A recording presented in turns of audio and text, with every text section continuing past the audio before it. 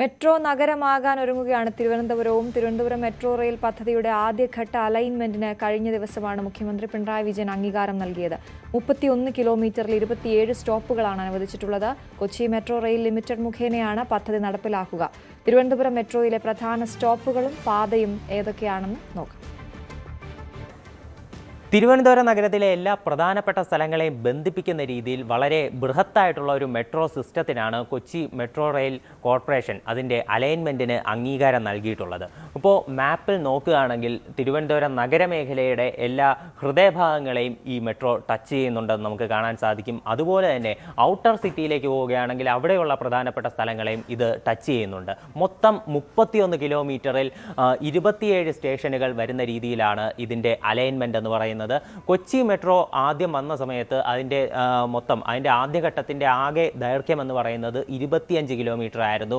മൊത്തം സ്റ്റേഷനുകളുടെ എണ്ണം 23 ആയിരുന്നു. ഇപ്പോൾ അതിൽ നിന്ന് ഒരു അപ്ഗ്രേഡ് തലസ്ഥാനത്തിലേക്ക് വന്നപ്പോഴേക്കും അതിലൊരു അപ്ഗ്രേഡ് വന്നിട്ടുണ്ട്. മൊത്തം ആദ്യഘട്ടത്തിലെ ദൈർഘ്യം എന്ന് പറയുന്നത് 31 കിലോമീറ്റർ ആണ്.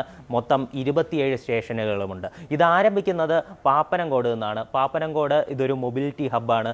അവിടെ നിന്ന് മെട്രോ സ്റ്റാർട്ട് ചെയ്യുകയും പിന്നീട് കൈമനം, കരമന, കിള്ളിപ്പാലം തുടങ്ങി പ്രധാനപ്പെട്ട സ്ഥലങ്ങളെ ബന്ധിപ്പിച്ച് പിന്നെ ഒരു മെയിൻ സ്റ്റോപ്പ് എന്ന് പറയുന്നത് തിരുവനന്തപുരം സെൻട്രൽ അല്ലെങ്കിൽ തമ്പാനൂർ സ്റ്റേഷനാണ്. ഇവിടെ നിന്ന് തിരുവനന്തപുരം സെൻട്രൽ റെയിൽവേ സ്റ്റേഷനിലേക്കും അതുപോലെ തന്നെ ബസ് സ്റ്റാൻഡിലേക്കും ഈ മെട്രോ സ്റ്റോപ്പിൽ നിന്ന് ആക്സസ് ഉണ്ടായിരിക്കും. പിന്നീട് അവിടെ നിന്ന് തലസ്ഥാനത്തെ ഇപ്പോൾ ദിവസവും ഒരുപാട് തിരക്ക് വരുന്ന സെക്രട്ടേറിയറ്റിലേക്ക് പോകുന്നുണ്ട്, പിന്നെ പാളയത്തിലേക്ക് പോകുന്നുണ്ട്. പാളയത്ത് യൂണിവേഴ്സിറ്റി ഇപ്പോൾ കോളേജ് ഉൾപ്പെടെ ഉണ്ട്. അപ്പോൾ വിദ്യാർത്ഥികൾക്ക് ഉൾപ്പെടെ ഒരുപാട് ആശ്രയിക്കാൻ സാധിക്കുന്ന സ്റ്റേഷനാണ്. പിന്നെ അവിടെ നിന്ന് പട്ടം, മുറിഞ്ഞപാലം തുടങ്ങി പിന്നെ അടുത്ത് മെഡിക്കൽ കോളേജിലേക്കാണ് പോകുന്നത്.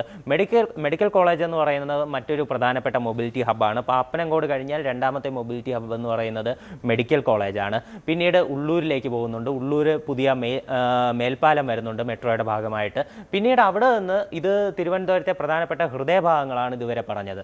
പിന്നീട് ഈ മെട്രോയുടെ ഒരു പോക്കെന്ന് പറയുന്നത് തിരുവനന്തപുരത്തെ നഗരത്തിൻ്റെ ഹൃദയഭാഗം കഴിഞ്ഞ് ഒരു ഔട്ടർ സിറ്റിയിലേക്കാണ് പോകുന്നത്, അതായത് ബൈപ്പാസ് മേഖലയിലേക്ക് കടക്കുമ്പോൾ ഇത് കാര്യവട്ടം കടന്ന് പിന്നീട് ടെക്നോ പാർക്കിലേക്ക് കടക്കുകയാണ്. Technopark phase 1, phase 3, phase 2 ഈ മേഖലകളിലൂടെ ഇത് കടന്നു പോകുന്നുണ്ട്. ഇതെല്ലാം ഒരു ഇൻ്റർമീഡിയറ്റ് സ്റ്റേഷനുകളാണെന്ന് നമുക്ക് കാണാൻ സാധിക്കും. പിന്നീട് അവിടെ നിന്ന് വീണ്ടും അത് താഴേക്ക് വരികയാണ്. പിന്നെ ആക്കുളം, പിന്നീട് കൊച്ചുവേളിയിൽ ഒരു സ്റ്റോപ്പുണ്ട്. കൊച്ചുവേളി എന്ന് പറയുന്നത് ഇപ്പോൾ തിരുവനന്തപുരം നോർത്ത് റെയിൽവേ സ്റ്റേഷൻ അവിടെയാണ് സ്ഥിതി ചെയ്യുന്നത്. അപ്പോൾ അവിടേക്കും പ്രധാനമായിട്ട് ഇവിടെ നിന്ന് ആക്സസ് ഉണ്ടായിരിക്കും.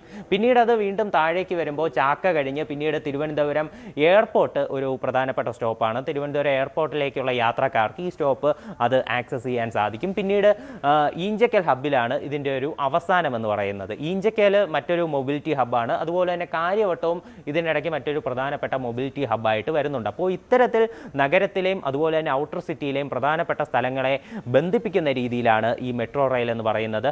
ഇതിൻ്റെ 2ാം ഘട്ടം, 3ാം ഘട്ടം, 4ാം ഘട്ടം തുടങ്ങിയിട്ടുള്ളവ അത് ഇന്നലെ മുഖ്യമന്ത്രി പങ്കുവച്ച മാപ്പിൽ തന്നെ രേഖപ്പെടുത്തിയിരുന്നു. അതിൻ്റെ അടുത്ത ഘട്ടങ്ങളെന്ന് പറയുന്നത് പാപ്പനംകോട് നിന്ന് പിന്നീട് തെക്കൻ മേഖലയിലേക്ക് നെയ്യാറ്റിൻകര ഉൾപ്പെടെയുള്ള ഭാഗങ്ങളെ കണക്ട് ചെയ്തിട്ടുള്ള അടുത്ത ഘട്ടം ഇതിൻ്റെ പദ്ധതിയിലുണ്ട്.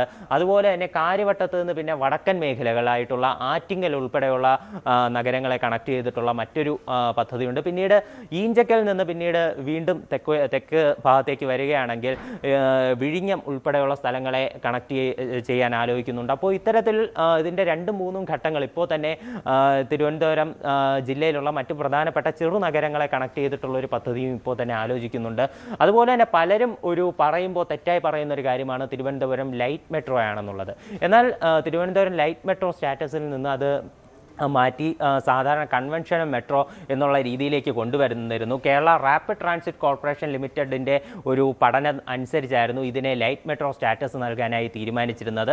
എന്നാൽ കൊച്ചി മെട്രോ റെയിൽ ലിമിറ്റഡ് നടത്തിയിട്ടുള്ള പഠനത്തിൽ തിരുവനന്തപുരം എന്ന് പറയുന്നത് അതിവേഗം വളരുന്ന നഗരമായി കണ്ടെത്തുകയും ഈ തിരുവനന്തപുരം മെട്രോയ്ക്ക് ഒരു കൺവെൻഷണൽ മെട്രോ, അതായത് കൊച്ചിയിലൊക്കെ ഉള്ളതുപോലെ ഒരു സാധാരണ കൺവെൻഷണൽ മെട്രോ എന്ന് പറയുന്ന പദവി നൽകുകയും ചെയ്തിരുന്നു. അപ്പോൾ തിരുവനന്തപുരത്തുള്ളത് മോണോ റെയിലോ അല്ലെങ്കിൽ ലൈറ്റ് മെട്രോയോ അല്ല, നോർമൽ മെട്രോ റെയിൽ തന്നെയാണ്. ഇനി ഇത് എന്ന് വരും എന്നുള്ള കാത്തിരിപ്പാണ്. DPR ഉൾപ്പെടെ ഇനി പുറത്ത് വരേണ്ടതുണ്ട്.